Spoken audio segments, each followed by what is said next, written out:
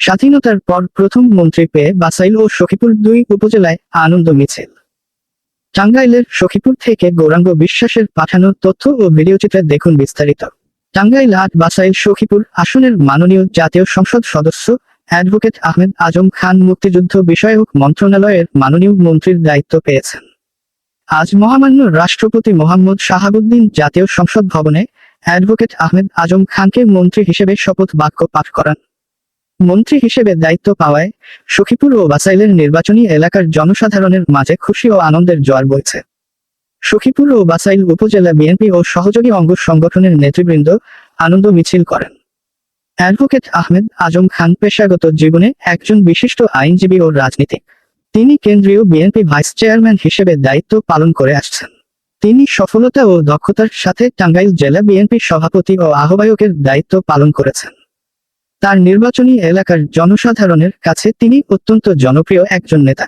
সংসদ নির্বাচনে তিনি প্রতিদ্বন্দ্বী প্রার্থীর সাথে প্রায় 40,000-এর মতো ভোট বেশি পেয়ে সংসদ সদস্য নির্বাচিত হয়েছেন।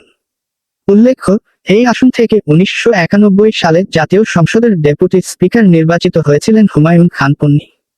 পরবর্তী সময়ে টাঙ্গাইল ৮ আসন থেকে কেউ মন্ত্রী, প্রতিমন্ত্রী এমনকি উপমন্ত্রীও হননি।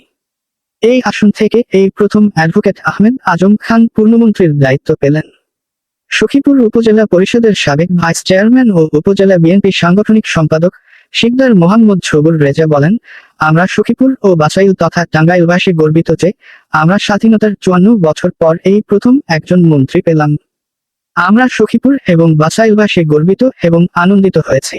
অ্যাডভোকেট আহমেদ আজম খান মন্ত্রী হিসেবে মন্ত্রিসভায় স্থান পেয়েছেন। মাননীয় মন্ত্রীর হাত ধরে আমাদের সখীপুরের আটিয়া বন অধ্যাদেশ সহ সখীপুর ও বাসাইলের বিভিন্ন সমস্যার সমাধান হবে এবং জনকল্যাণমূলক কর্মকাণ্ড ও উন্নয়ন সাধিত হবে।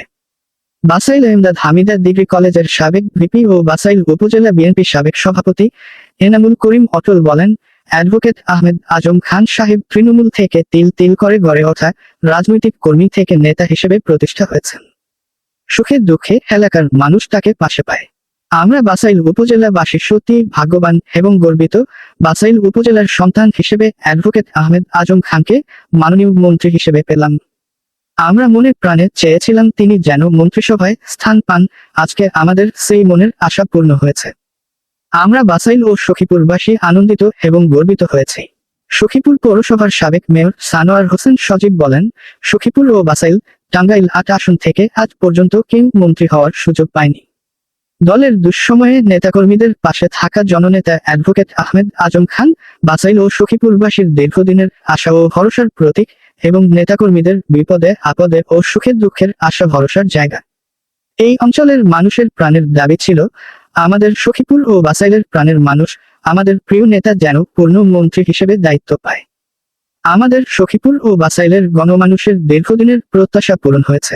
আমাদের নেতা আজকে মন্ত্রী হিসেবে শপথ গ্রহণ করেছেন।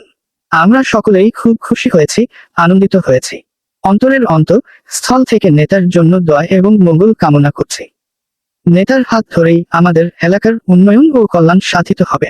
প্রথমবারের মতো মন্ত্রিত্ব উপহার দেওয়ায় প্রধানমন্ত্রী তারেক রহমানের প্রতি কৃতজ্ঞতা ও অ্যাডভোকেট আহমেদ আজম খানকে অভিনন্দন জানিয়ে সখীপুরে বিশাল আনন্দ মিছিল বের করে বিএনপি।